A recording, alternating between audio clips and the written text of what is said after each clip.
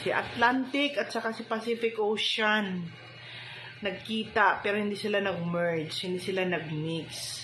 Si Atlantic, base sa Google ko, ay may higher content na salt which makes water denser. Si Pacific naman daw ay less salt content, therefore less dense water. Yun siya. May isa naman akong napanood na ang dahilan is may conditional barrier ang nag-separate kaya hindi sila nagsasama. Conditional barrier. Hindi nagsasama si Atlantic sa si Pacific Ocean.